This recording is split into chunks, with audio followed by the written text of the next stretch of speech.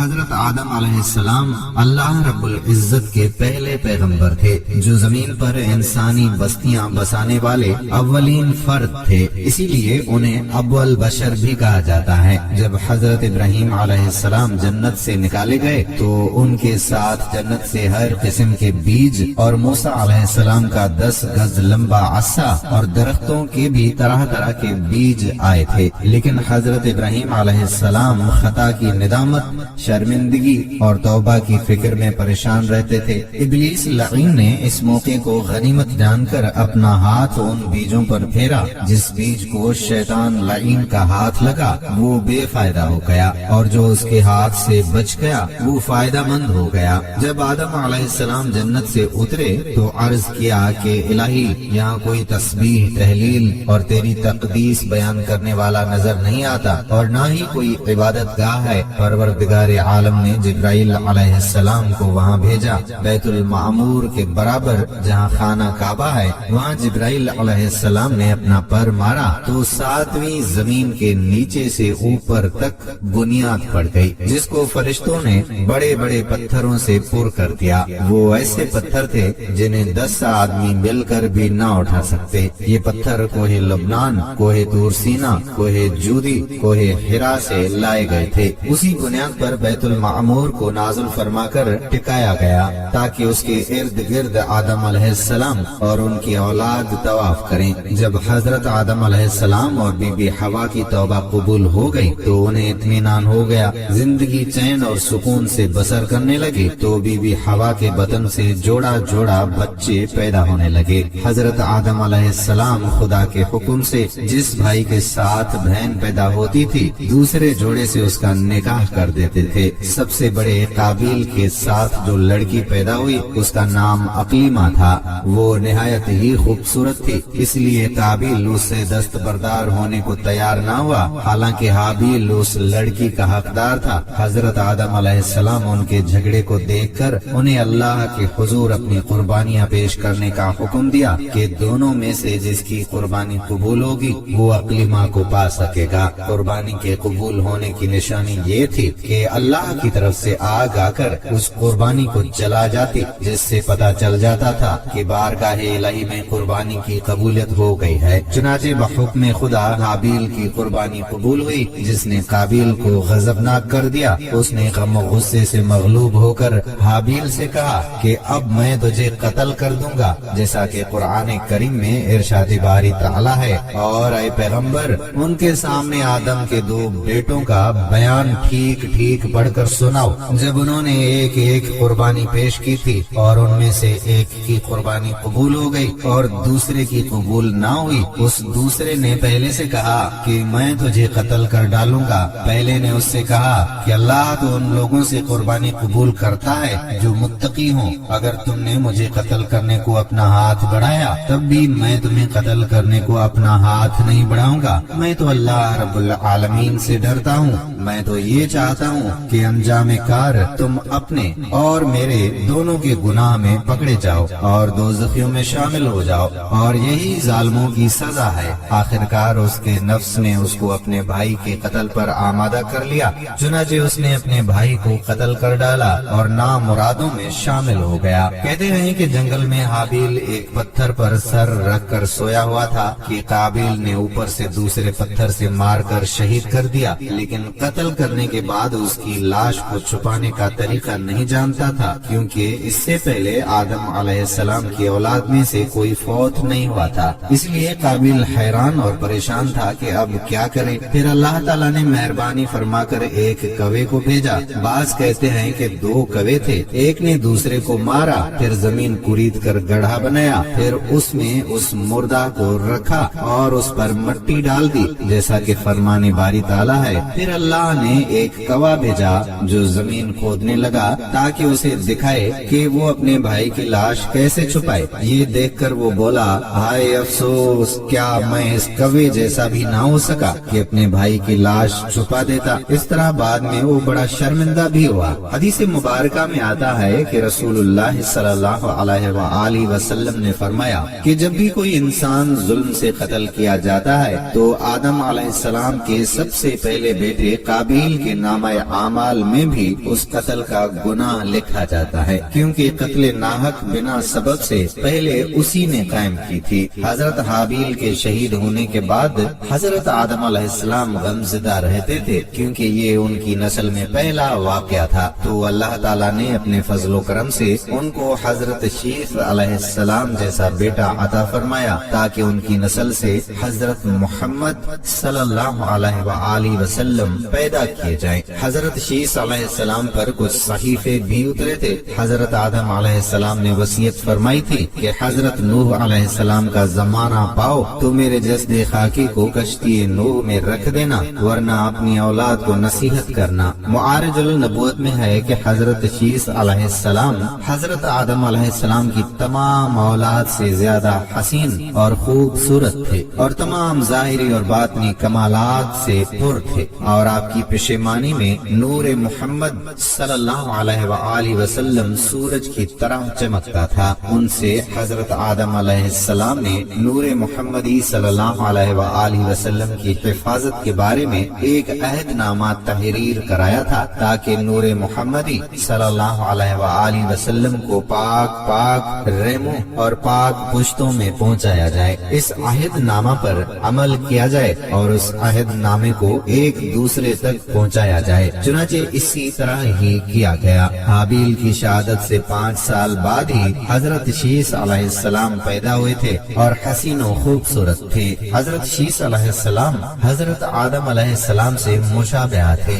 حضرت آدم علیہ السلام نے قبل از وفات شیث علیہ السلام کو اپنا ولی عہد بنا دیا تھا۔ ناظرین، حضرت شیث علیہ السلام حضرت آدم علیہ السلام سے جنت کی خوبیاں ہمیشہ سنتے رہتے تھے اور آسمانی صحیفے کے مضمون بھی دریافت کرتے رہتے تھے، اس لیے دنیاوی لذتیں اور لوگوں سے تنہائی اختیار کر لی تھی، اکثر عبادت میں مشغول رہتے تھے۔ حضرت شیث علیہ السلام کے زمانے میں لوگ 2 قسم کے تھے، ایک حضرت شیث علیہ السلام کی تابعداری میں تھے، آپ کی نصیحت سے سیدھے راستے پر تھے، اور دوسرا گروہ قابیل کی اولاد کی تابعداری میں مشغول تھا۔ حضرت شیث علیہ السلام کی نصیحتیں تھیں کہ مومن حقیقی وہ ہے جس میں یہ خصلتیں پائی جائیں جو خدا کو پہچانے، نیک اور بد کو پہچانے، بادشاہ وقت کا حکم مانے، ماں باپ کا حق پہچانے اور ان کی خدمت کرے، اس کے ساتھ ساتھ صلہ رحمی کرے، لوگوں سے نیکی اور محبت کرے،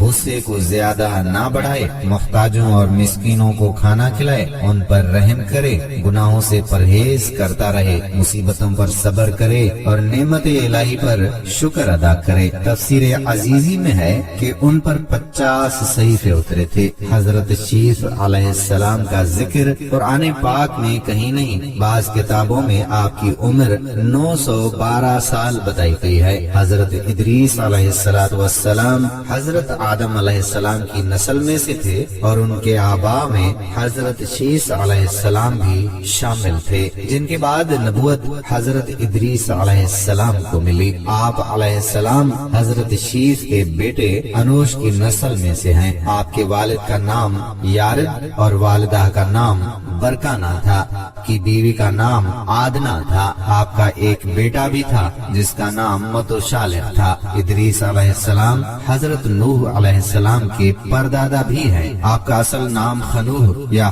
حنوک تھا۔ آپ کا لقب ادریس ہے۔ آپ کو یہ لقب اس لیے ملا کیونکہ دنیا میں آپ نے سب سے پہلے لوگوں کو لکھنے پڑھنے کا درس دیا، اسی بنا پر لوگ آپ کو ادریس یعنی درس دینے والا کہہ کر پکارنے لگے۔ آپ کی ولادت عراق کے شہر بابل میں ہوئی۔ قرآن مجید کی 2 سورتوں میں آپ کا ذکر آیا ہے۔ سورت مریم کی آیت نمبر 55 میں خدا نے آپ کو سچا نبی کہا ہے۔ سورت الانبیاء آیت نمبر 85-86 میں حضرت اسماعیل علیہ السلام اور ذوالکفل علیہ السلام کے ساتھ آپ کو بھی صبر والا اور نیک بخت کہا گیا ہے، اور کتاب میں ادریس کو یاد کرو، لہذا ارشاد باری تعالیٰ ڈالا ہے اور کتاب میں ادریس کو یاد کرو، بے شک وہ بہت ہی سچا نبی تھا۔ ناظرین، جب حضرت شیخ علیہ السلام کا انتقال ہوا تو کچھ عرصے کے بعد ان کے پیروکار بہت محدود تعداد میں رہ گئے تھے۔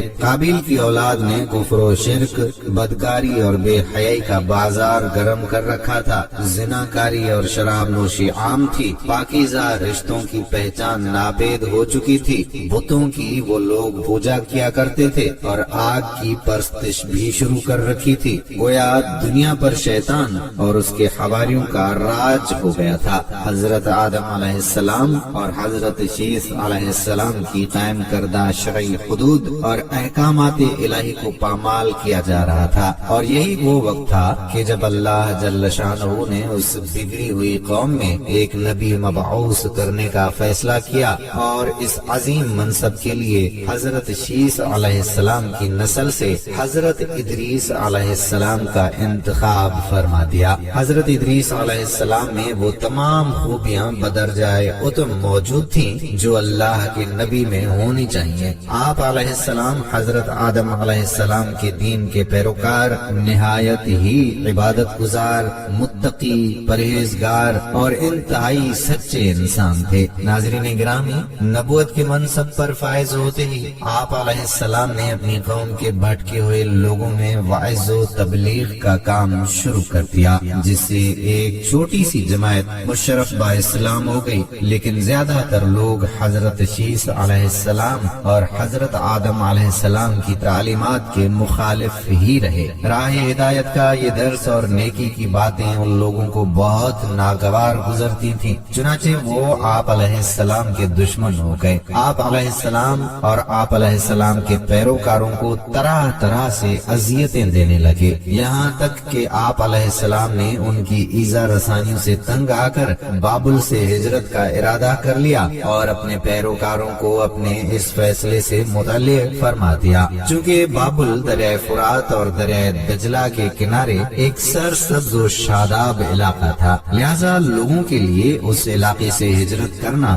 خاصا مشکل فیصلہ تھا، اور انہوں نے اس حوالے سے تحفظات کا اظہار بھی کیا۔ لیکن پھر حضرت ادریس علیہ السلام کے سمجھانے پر وہ لوگ آپ علیہ السلام کے ساتھ ہجرت پر تیار ہو گئے۔ حضرت ادریس علیہ السلام اور ان کے پیروکاروں نے بابل سے مصر کا رخ کیا اور دریائے نیل کے کنارے آباد ہو گئے، جو بابل سے بھی زیادہ سرسبز اور شاداب علاقہ تھا۔ حضرت ادریس علیہ السلام نے یہاں کے لوگوں میں درس و تبلیغ کے کام کو جاری رکھا۔ آپ علیہ السلام اس وقت لوگوں میں رائج تمام زبانوں سے واقف تھے اور عوام کو انہی کی زبانوں میں درس دیتے تھے۔ سورۃ الانبیاء میں اللہ تعالیٰ نے ارشاد فرمایا، اور اسماعیل علیہ السلام اور ادریس علیہ السلام اور ذوالکفل کا تذکرہ کیجئے، یہ سب احکام الہیہ پر ثابت قدم رہنے والے لوگوں میں سے تھے۔ تفسیر معارف القرآن کے مطابق حضرت ادریس علیہ السلام حضرت نوح علیہ السلام سے 1000 سال پہلے پیدا ہوئے۔ حضرت ادریس علیہ السلام وہ پہلے انسان ہیں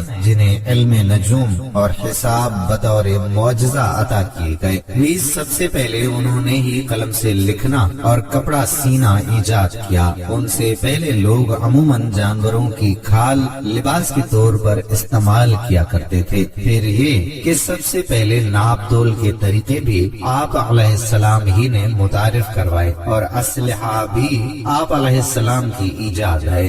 آپ علیہ السلام نے اسلحہ تیار کر کے بنو قابیل سے جہاد کیا۔ علامہ ابن اسحاق کا کہنا ہے کہ دنیا کا سب سے پہلا شخص جس نے قلم سے لکھا حضرت ادریس علیہ السلام ہیں۔ معاویہ بن حکم سلمی رضی اللہ تعالی عنہ سے روایت ہے کہ انہوں نے حضور صلی اللہ علیہ وآلہ وسلم سے رمل کے بارے میں سوال کیا۔ یہ ایک ایسا عمل ہے جس میں ریت پر مخصوص لکیریں کھینچ کر کچھ معلوم کیا جاتا ہے، تو رسول اللہ صلی اللہ علیہ وآلہ وسلم نے فرمایا کہ ایک پیغمبر تھے جنہوں نے یہ لکھا، لہذا جس شخص کا خط ان کے موافق ہو جائے تو اچھا ہے۔ علماء تفسیر فرماتے ہیں کہ پہلا شخص جس نے تبلیغ دین کے لیے وعظ و خطاب کا سلسلہ شروع کیا وہ حضرت ادریس علیہ السلام تھے۔ چند بزرگان دین نے آپ علیہ السلام کا حلیہ بیان کیا ہے، جس کے مطابق آپ کے عمدہ اوصاف پورا قد و قامت، खूबसूरत, खूबरू, घनी दाढ़ी, चौड़े कंधे, मजबूत हड्डियां, दुबले पतले, संजीदा, जिनकी सरमगी चमकदार आंखें और गुफ्तगू बावकार थी। उनकी तबीयत खामोश पसंद, जबकि वो रास्ता चलते हुए नजर नीची रखते थे। गुस्से में गजबनाक होकर बात करते हुए शहादत की उंगली से इशारा करने के आदी थे। अल्लाह ताला के सामने नजरों कुर्बानी पेश करने के लिए उनके यहाँ 3 चीजें अहमियत रखती थी: खुशबू की धोनी, जानवरों की कुर्बानी और शराब। और उनके अलावा मेवों, फलों और फूलों वगैरह में से मौसम की पहली चीज की नजर जरूरी थी। और मेवों में से सेब को, अनाज में से गेहूं को और फूलों में से गुलाब को तरजीह हासिल थी। सैर रोज़तुल अस्फिया के मुसन्निफ तहरीर करते हैं कि हजरत इदरीस अलैहिस्सलाम कसरत से अल्लाह ताला की हम्दो सना और इबादत में मसरूफ रहते थे और फरिश्तों में निहायत मोहब्बत और अकीदत और एहतराम की नजरों से देखे जाते थे। फरिश्ते उनके पास आते और उनकी सोहबत में बैठा करते थे। चुनाचे एक मर्तबा हजरत इजराइल अलैहिस्सलाम भी अल्लाह ताला से इजाजत लेकर आए और इंसानी शक्ल में बहुत देर तक उनकी सोहबत में हाजिर रहे। हजरत इदरीस अलैहिस्सलाम को जब मालूम हुआ कि ये कोई इंसान नहीं बल्कि ये हजरत इजराइल अलैहिस्सलाम हैं और रूह कब्ज करने की खिदमत पर मामूर हैं, तो आप अलैहिस्सलाम ने उनसे फरमाया कि मेरा दिल चाहता है कि तुम मुझे मौत का जायका चखाओ। इस पर हजरत इजराइल अलैहिस्सलाम ने अल्लाह ताला की इजाजत से उनकी रूह निकाली और फिर वापस कर दी। इसके बाद हजरत इदरीस अलैहिस्सलाम ने उनसे फरमाया कि मेरा दिल चाहता है कि मैं जन्नत और दोज़ख देखूं। चुनाचे हजरत इजराइल अलैहिस्सलाम ने अल्लाह ताला से इजाजत लेकर उन्हें दोज़ख दिखाई। वो दोज़ख देखकर जन्नत में आए और बहुत देर तक वहाँ के मनाजिर देखते रहे। आखिर हजरत इजराइल अलैहिस्सलाम ने अर्ज किया कि अब वापस तशरीफ ले चलिए, मगर हजरत इदरीस अलैहिस्सलाम ने जवाब में कहा कि जब तक जन्नत और दोज़ख का पैदा करने वाला मुझे यहाँ से जाने का हुक्म नहीं देगा उस वक्त तक यहाँ से नहीं जाऊंगा। चुनाचे अल्लाह ताला ने एक फरिश्ते को मुकर्रर फरमा दिया कि वो उनके दरमियान फैसला कर दे। हजरत इजराइल अलैहिस्सलाम ने उस फरिश्ते को पूरी सूरत हाल बताई। फिर हजरत इदरीस अलैहिस्सलाम ने फरमाया कि मैं कानून खुदाबंदी के मुताबिक मौत का जायका चख चुका हूँ और अब जन्नत में आ गया हूँ, क्योंकि हक ताला ने फरमाया है कि हम तुमको उससे नहीं निकालेंगे, लिहाजा मैं यहाँ से नहीं जाना चाहता। हजरत काब अहबार रज़ी अल्लाह ताला अन्हु की रिवायत है कि फरिश्ते ने अल्लाह ताला के हुक्म से फैसला किया कि अच्छा, आप अलैहिस्सलाम छठे आसमान पर रहिए और फरिश्तों के साथ इबादत कीजिए। चुनाचे हजरत इदरीस अलैहिस्सलाम छठे आसमान पर फरिश्तों के साथ इबादत में मशगूल रहते हैं। इस सिलसिले में मुत्तफिक आलिया हदीस ये है कि हजरत इदरीस अलैहिस्सलाम चौथे आसमान पर हैं। हजरत मुजाहिद रहमतुल्लाह अलैह और दीगर बहुत से उलमा कराम का यही कौल है। हजरत ज़हरी रहमतुल्लाह अलैह ने भी हजरत अनस रज़ियल्लाहु ताला अन्हु से मरवी मेराज की हदीस नकल की है कि जब नबी करीम सल्लल्लाहु अलैहि वसल्लम मेराज की रात चौथे आसमान पर पहुँचे तो वहाँ आप सल्लल्लाहु अलैहि वसल्लम की मुलाकात हजरत इदरीस अलैहिस्सलाम से हुई, जिन्होंने हुजूर सल्लल्लाहु अलैहि वसल्लम को देखकर फरमाया, मरहबा सालेह भाई और सालेह नबी सल्लल्लाहु अलैहि वसल्लम। बहवाला इब्ने कसीर। नाज़रीन, हजरत इदरीस अलैहिस्सलाम की जिंदगी में 2 चीजें बहुत नुमायां हैं, एक वाइज़ व तबलीग और दूसरी आले काबिल के साथ जिहाद। चूँकि उन्हें वाइज़ व तबलीग में मलका हासिल था, चुनाचे उनकी पहली कोशिश यही रही कि वाइज़ व नसीहत से आले काबिल राह रास्त पर आ जाए और दुनिया बुराइयों से पाक होकर एक अल्लाह की इबादत करने लगे। लेकिन शैतान ने उन लोगों को पूरी तरह अपनी गिरफ्त में ले लिया था। जब आप अलैहिस्सलाम उनसे अल्लाह की वहदानियत की बात करते, एक अल्लाह की इबादत की नसीहत करते, बुराइयों को छोड़ने की तलकीन करते, तो ये बातें उन लोगों को बड़ी नागवारा गुजरती थी और आग बिगोला होकर उन्हें अजियतें देते थे, उनका तमस्खुर उड़ाते थे, फिर मारते थे। दरअसल एक तवील अरसे तक शैतान के ज़ेरे असर रहकर ये लोग शिर्क कुफर और बुराइयों की दलदल में गर्दन तक धंस चुके थे। दुनिया वाज़ेह तौर पर 2 ग्रोहों में तकसीम हो चुकी थी, एक शैतान के पैरोकार और दूसरे अल्लाह رب کائنات کے ماننے والے حضرت ادریس علیہ السلام اس صورت حال پر بڑے دل گرفتہ اور بہت پریشان رہا کرتے تھے۔ آپ علیہ السلام نے لاکھ کوشش کی کہ کسی طرح تبلیغ کے ذریعے ان لوگوں کو راہ راست پر لایا جا سکے، لیکن جب کوئی صورت نظر نہ آئی تو انہوں نے اللہ تعالیٰ کے حکم سے ان لوگوں کے خلاف جہاد کا فیصلہ کر لیا۔ انہوں نے اللہ اور اس کے پیغمبر پر ایمان رکھنے والے نوجوانوں کی ایک جماعت کے ساتھ آل قابیل کے ساتھ جہاد کیا، جس میں اللہ تبارک و تعالیٰ نے انہیں کامیابی عطا فرمائی اور بہت سے لوگ دین حق کی جانب راغب ہو گئے۔ ناظرین، حضرت ادریس علیہ السلام نے اپنی امت کو یہ بھی بتایا کہ میری طرح اس عالم کی دینی اور دنوی اصلاح کے لیے بہت سے انبیاء علیہ السلام تشریف لائیں گے اور ان کی نمایاں خصوصیات یہ ہوں گی، وہ ہر ایک بری بات سے بری اور پاک ہوں گے، قابل ستائش اور فضائل میں کامل ہوں گے، زمین و آسمان کے احوال سے اور ان امور سے کہ جن میں کائنات کے لیے شفا ہے یا مرض وحی الہی کے ذریعے اس طرح سے واقف ہوں گے کہ کوئی سوالی خالی ہاتھ نہ رہے گا، وہ مستجاب الدعوات ہوں گے اور ان کے مذہب کی دعوت کا خلاصہ اصلاح کائنات ہوگا۔ حلال بن یسار کہتے ہیں کہ حضرت ابن عباس رضی اللہ تعالی عنہ نے حضرت کعب رضی اللہ تعالی عنہ سے پوچھا کہ قرآن پاک کی اس آیت ورفعنا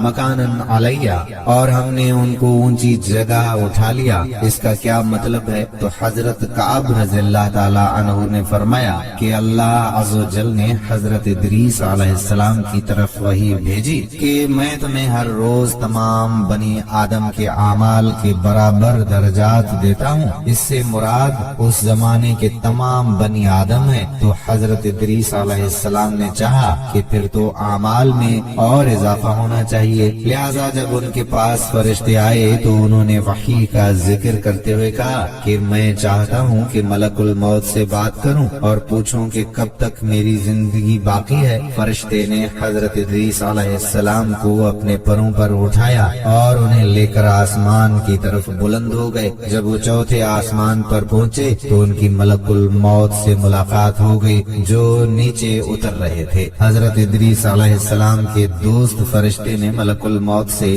حضرت ادریس علیہ السلام کے بارے میں ذکر کیا تو حضرت اسرائیل علیہ السلام نے پوچھا کہ حضرت ادریس علیہ السلام کہاں ہیں؟ فرشتے نے جواب دیا کہ وہ میری پشت پر ہیں۔ اس پر ملک الموت نے حیرت کا اظہار کرتے ہوئے کہا کہ واہ، تعجب ہے، مجھے پروردگار کی طرف سے کہہ کر بھیجا گیا ہے کہ حضرت ادریس علیہ السلام کی روح چوتھے آسمان پر قبض کر لو، تو میں نے سوچا کہ وہ تو زمین پر ہیں، ان کی روح چوتھے آسمان پر کیسے قبض کروں؟ ابھی اسی سوچ و بچار میں تھے اور زمین پر اتر رہا تھا کہ تم انہیں لے کر چوتھے آسمان پر آ گئے، پھر ملک الموت نے ان کی روح قبض کر لی۔ ابن ابی حاتم نے بھی اس آیت کی تفسیر میں اس حدیث کو ذکر کرتے ہوئے یہ اضافہ کیا ہے کہ حضرت ادریس علیہ السلام نے فرشتے سے کہا کہ ملک الموت سے میرے بارے میں سوال کرو کہ میری عمر کتنی باقی رہ گئی ہے، جبکہ حضرت ادریس علیہ السلام فرشتے کے ساتھ ہی تھے۔ فرشتے کے سوال پر ملک الموت نے کہا کہ جب تک میں انہیں دیکھ نہ لوں اس وقت تک کچھ نہیں بتا سکتا۔ پھر ملک الموت نے حضرت ادریس علیہ السلام کو دیکھ لیا تو فرشتے سے کہا کہ آپ مجھ سے ایسے شخص کے بارے میں سوال کر رہے ہیں جس کی زندگی پلک جھپکنے سے زیادہ نہیں رہی۔ پھر فرشتے نے پر کے نیچے حضرت ادریس علیہ السلام کو دیکھا تو ان کی وفات ہو چکی تھی۔ بحوالہ قصص الانبیاء ابن کثیر۔ ناظرین، حضرت ادریس علیہ السلام نے جو قواعد و ضوابط اور قوانین وضع کیے اس زمانے کے تمام طبقہ فکر کے لیے قبول تھے۔ قرۂ ارض پر موجود آبادی کو انتظام اور انصرام کے غرض سے 4 حصوں میں تقسیم کر کے ہر حصے کے لیے ایک حاکم مقرر فرمایا اور اس جغرافیائی تقسیم کی بنیاد پر قوانین وضع کیے۔ حضرت ادریس علیہ السلام نے جو شریعت پیش کی اس کا خلاصہ یہ ہے: پرستش کے لائق ہستی وہی ہے جس نے آسمانوں اور زمین کو پیدا کیا۔ نیک اعمال سکون آشنا زندگی سے ہمکنار کرتے ہیں۔ مادی دنیا اور اس سے تعلق رکھنے والی ہر شے عارضی اور فنا ہونے والی ہے۔ عدل و انصاف اور قانون کی پاسداری سے معاشرے سے منفی طرزیں ختم ہو جائیں گی۔ شرعی شرعی احکام پر غور و فکر کے ساتھ عمل درآمد سے بہتر نتائج مرتب ہوتے ہیں۔ حرام سے دل زنگ آلود ہو جاتے ہیں اور اس سے اجتناب کرنا چاہیے۔ طہارت و پاکیزگی کا اہتمام ایمان کا حصہ ہے۔ ایام بیض ہر قمری ماہ کی 13، 14 اور 15 تاریخ کے روزے رکھنا اور زکوٰۃ دینا باطنی پاکیزگی اور مال و دولت کی محبت سے نجات کے لیے بہترین عمل ہے۔ حضرت ادریس علیہ السلام نے اپنی امت کے لیے سال میں چند دن عید کے لیے مقرر فرمائے اور مخصوص اوقات میں نظر اور قربانی دینا فرض قرار دیا۔ شہروں میں سڑکوں کا جال بچھایا، کاروبار کے لیے مارکیٹیں بنوائیں، کھیل کود کے میدان بنوائے، مکانات اور دوسری عمارتوں کو نقشے کے مطابق بنانے کی پلاننگ کی۔ حضرت ادریس علیہ السلام نے علم و عمل کے اعتبار سے نوع انسانی کو 3 طبقات میں تقسیم کیا: علماء، بادشاہ، رعیت۔ حسب ترتیب ان کے مراتب مقرر فرمائے۔ علماء کو پہلا اور بلند درجہ دیا گیا، اس لیے کہ وہ اللہ تعالیٰ کے سامنے اپنے نفس کے علاوہ بادشاہ اور رعایا کے معاملات میں بھی جواب دہ ہے۔ بادشاہ کو دوسرے درجے پر رکھا گیا کہ وہ اپنے نفس اور امور مملکت کا جواب دہ ہے۔ رعایا چونکہ صرف اپنے نفس کے لیے جواب دہ ہے، اس لیے وہ تیسرے طبقے میں شامل کیے گئے، لیکن یہ طبقات نسل و خاندانی امتیاز کے لحاظ سے نہیں تھے۔ روایت کی جاتی ہے کہ ان کی انگوٹھی پر یہ عبارت کندہ تھی: اللہ پر ایمان کے ساتھ ساتھ صبر فتح مندی کی علامت ہے۔ کمر سے باندھنے والے پٹے پر تحریر تھا کہ حقیقی عیدیں اللہ تعالیٰ کے فرائض کی حفاظت میں مخفی ہیں اور دین کا کمال شریعت سے وابستہ ہے۔ نماز جنازہ کے وقت جو پٹکا باندھتے تھے اس پر جو بیان کردہ جملے تحریر تھے وہ یہ تھے: سعادت مند وہ ہے جو اپنے نفس کی نگرانی کرتا ہے، اللہ کے سامنے انسان کے شفیع اس کے اپنے نیک اعمال ہیں۔ ناظرین گرامی، روایات کے مطابق حضرت ادریس علیہ السلام نے دین الہی کے پیغام کے علاوہ سیاست، تمدن، شہری زندگی اور بود و بعد کے تمدنی طریقوں کو بھی تعلیم و تلقین کی، اور اس کے لیے انہوں نے ہر ایک فرقہ اور جماعت سے طلباء جمع کیے اور ان کو مدنی سیاست، اس کے اصول اور قواعد سکھائے۔ جب یہ طلباء کامل اور ماہرین بن کر اپنے قبائل کی طرف لوٹے تو انہوں نے شہر اور بستیاں آباد کی جن کو مدنی اصول پر بسایا گیا۔ ان شہروں کی تعداد کم و بیش 200 کے قریب تھی، جن میں سب سے چھوٹا شہر روحا تھا۔ حضرت ادریس علیہ السلام نے ان طلباء کو دوسرے علوم کی بھی تعلیم دی جس میں علم حکمت اور علم نجوم جیسے علوم بھی شامل تھے۔ حضرت ادریس علیہ السلام پہلی ہستی ہیں جنہوں نے علم و حکمت اور نجوم کی ابتدا کی، اس لیے کہ اللہ تعالیٰ نے ان کو آسمان اور ان کی ترکیب، کواکب اور ان کے جمع و تفریق کے نکات اور ان کی باہم کشش کے رموز اور اسرار کی تعلیم دی اور ان کو علم و عدد اور حساب کا علم بھی دیا، اور اگر اس پیغمبر خدا کے ذریعے ان علوم کا علم نہ ہوتا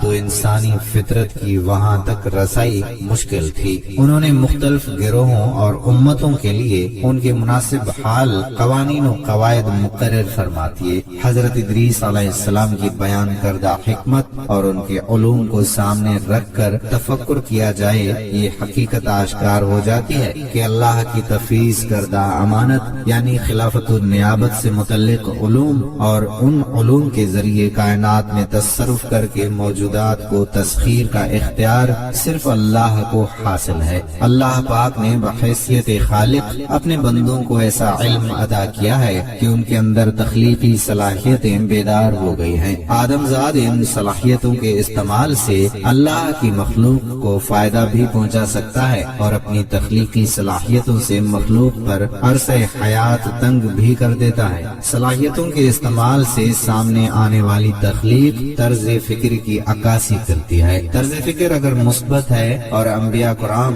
اور ان کے وارث اولیاء اللہ کی طرز فکر سے ہم آہنگ ہے تو اس سے جو بھی علم صادر ہوتا ہے، جو بھی نئی تخلیق سامنے آتی ہے، وہ نوع انسانی اور دیگر مخلوق کے لیے سکون، آرام، راحت اور خوشی کا باعث ہوتی ہے، اور طرز فکر اگر محدود دائرے میں قید ہے، ذاتی منفعت اور انفرادی اغراض کے خول میں بند ہے، تو تخلیقی صلاحیتوں کا استعمال کسی بھی طرح نوع انسانی کے اجتماعی مفاد میں نہیں ہے، کیونکہ صلاحیتوں کا استعمال صرف اور صرف اس لیے ہے کہ کسی ایک فرد یا مخصوص گروہ کی اجارہ داری قائم کر کے اپنی ہی نوع کے افراد کو محکوم بنا دیا جائے۔ اس لیے طرز فکر کے زیر اثر منظر عام پر آنے والی تخلیقات اور نئی ایجادات بجائے سکون و آرام کے نوع انسانی کے لیے مصیبت بن جاتی ہیں۔ انبیاء کرام علیہ السلام چونکہ جس طرز فکر کے حامل ہوتے ہیں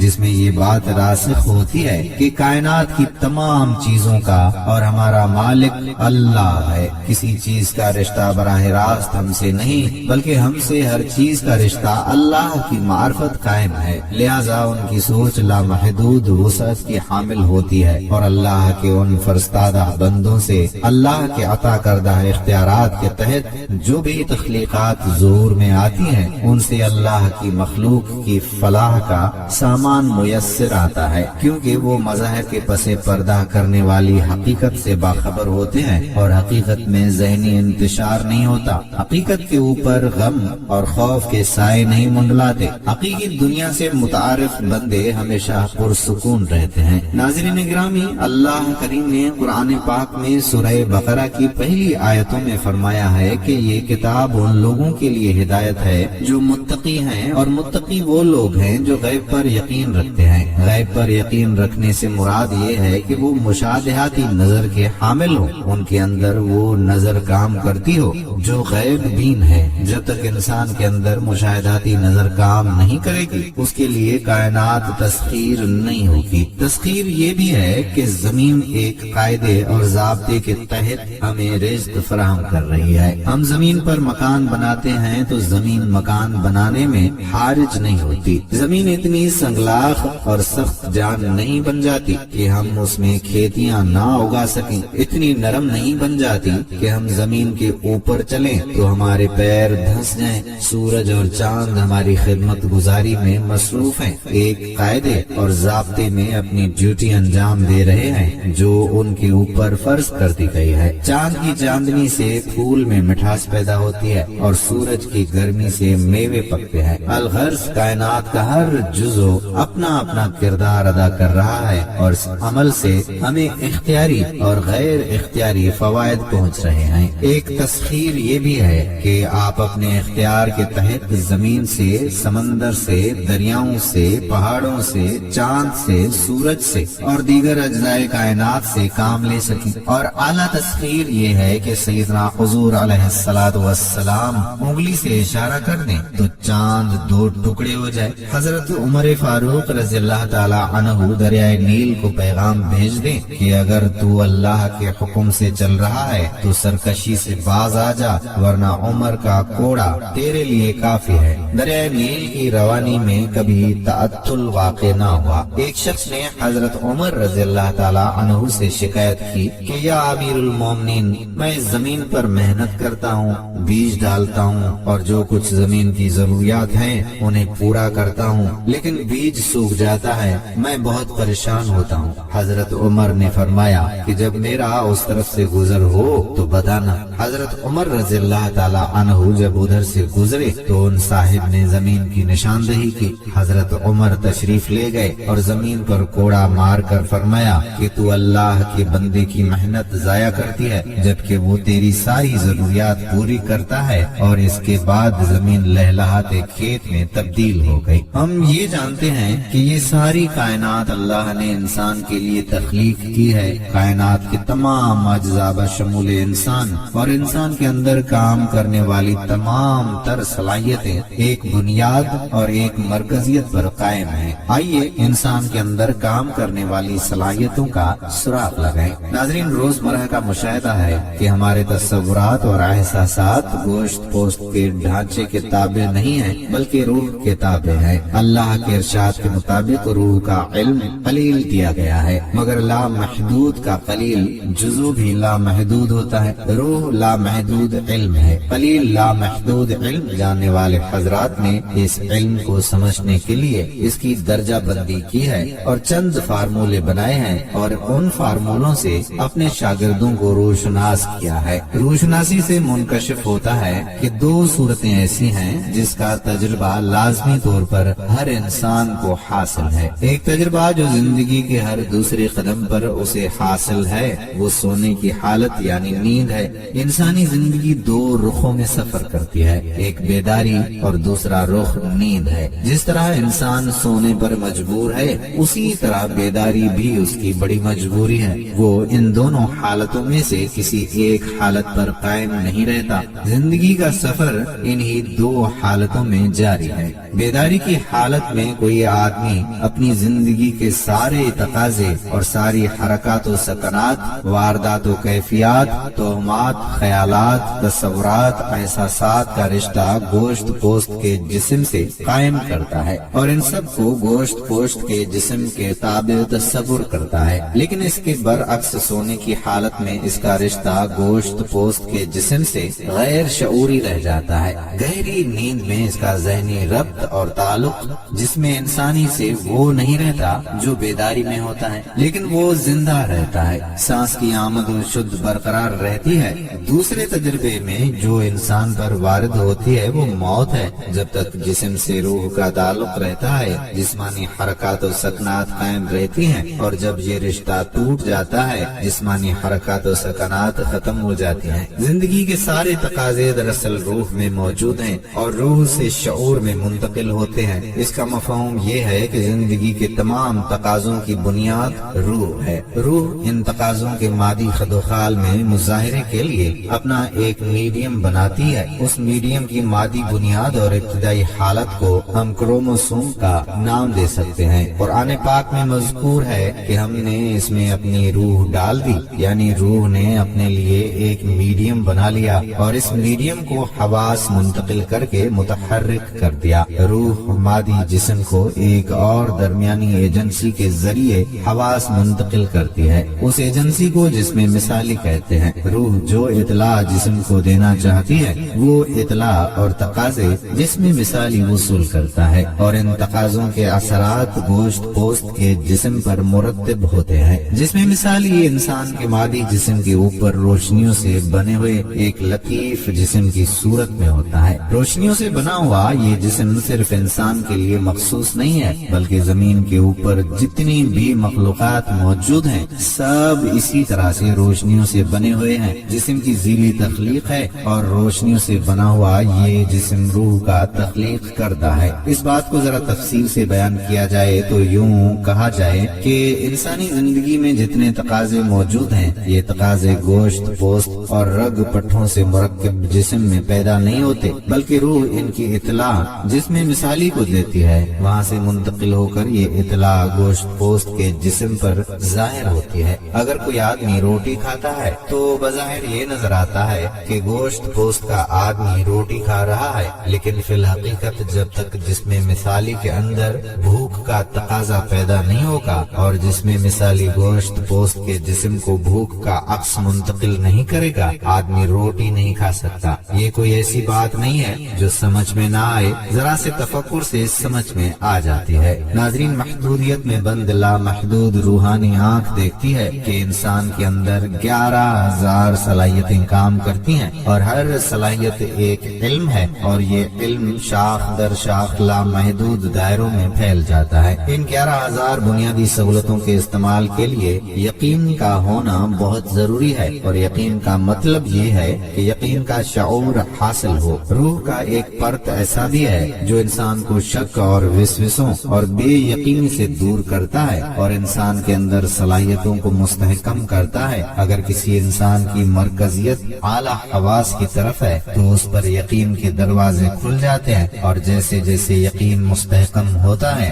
غیب کا انکشاف ہوتا رہتا ہے۔ جب آدمی غیب کی دنیا میں داخل ہوتا ہے تو اس کے اندر یقین کا وہ پیٹرن کھل جاتا ہے جو جانتا ہے کہ مٹی کے ذرات سے بنے ہوئے گوشت پوست کے جسم کی حیثیت عارضی اور فانی ہے۔ اس پر یہ حقیقت آشکار ہو جاتی ہے کہ مرنے والے آدمی کے جسم کے اوپر جو روشنیوں کا جسم ہے، اس نے عارضی اور فنا ہو جانے والے مادی جسم سے رشتہ منقطع کر دیا ہے۔ یعنی مرنے سے مراد یہ ہے کہ مٹی کے ذرات سے بنے ہوئے گوشت پوست کے آدمی کے اوپر موجود روشنیوں کا وہ جسم جو کہ روح اور مادی جسم کے درمیان رابطے کا کام دیتا ہے، اس عالم آب و گل سے رشتہ منقطع کر کے عالم رنگ و نور میں منتقل ہو گیا ہے۔ عالم رنگ و نور اور غیب کے پس پردہ دیگر بے شمار عالمین سے واقف ہونے کے لیے اور اپنے اندر پوشیدہ صلاحیتوں کا استعمال سیکھنے کے لیے انبیاء کی طرز فکر اور ان کے علوم کے حامل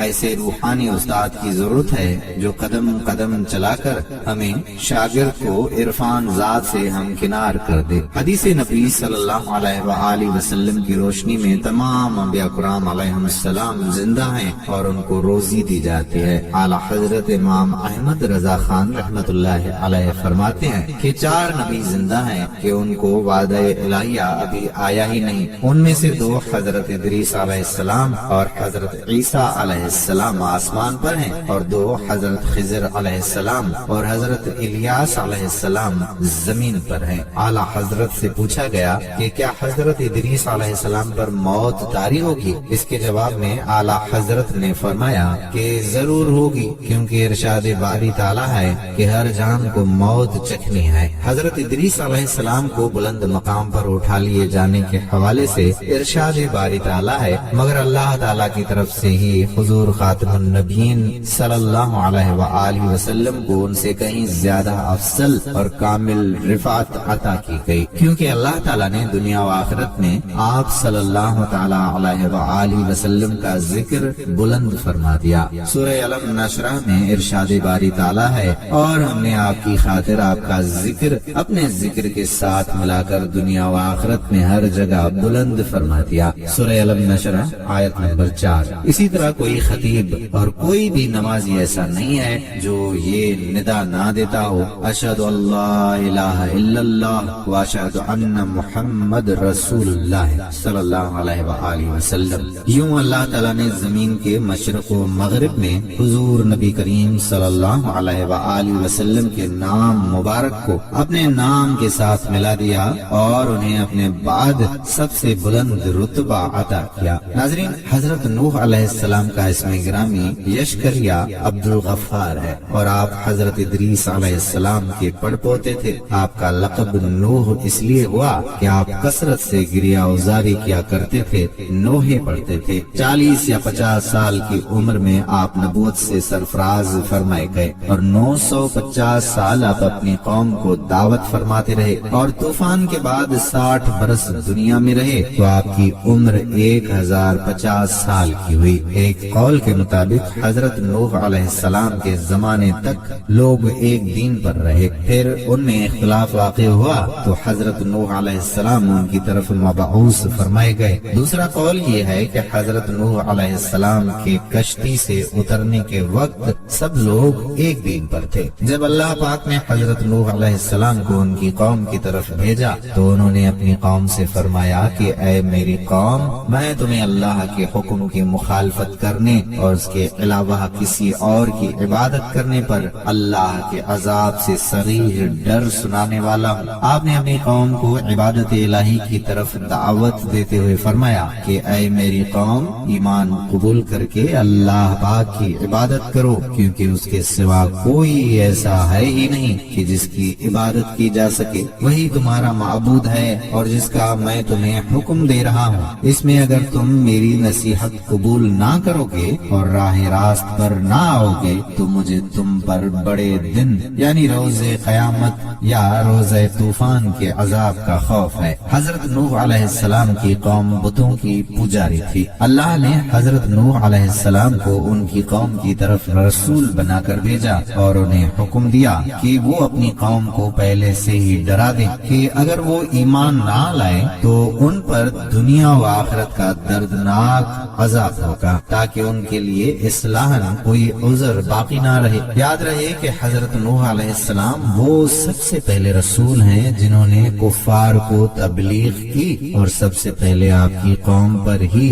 دنوی عذاب آیا۔ ناظرین، حضرت نوح علیہ السلام کی قوم نے آپ کی نبوت کو جو جھٹلا دیا۔ حضرت نوح علیہ السلام پر نازل ہونے والی وحی جو آپ ان تک پہنچا دیتے تھے اسے قبول نہ کیا۔ ایک عرصے تک عذاب الہی سے خوف دلانے اور راہ راست پر لانے کی کوشش کرنے کے باوجود بھی وہ لوگ اپنی بات پر ڈٹے رہے تو ان پر اللہ تعالیٰ کا عذاب نازل ہوا۔ جو مومنین حضرت نوح علیہ السلام کے ساتھ کشتی میں سوار تھے اللہ پاک نے عذاب سے محفوظ رکھا اور باقی سب کو غرق کر دیا۔ اس سے معلوم ہوا کہ اللہ پاک کے دشمنوں پر اس وقت تک دنیاوی عذاب نہیں آتے جب تک وہ پیغمبر کی نافرمانی نہ کریں۔ ارشاد باری تعالیٰ ہے اور ہم کسی کو عذاب دینے والے نہیں جب تک کوئی رسول نہ بھیج دیں۔ سورہ بنی اسرائیل آیت نمبر 15۔ ناظرین، حضرت نوح علیہ السلام کی کشتی میں 40 مرد اور 40 عورتیں تھیں، مگر آپ کی اولاد کے سوا کسی کی نسل نہ چلی، اس لیے آپ کو آدم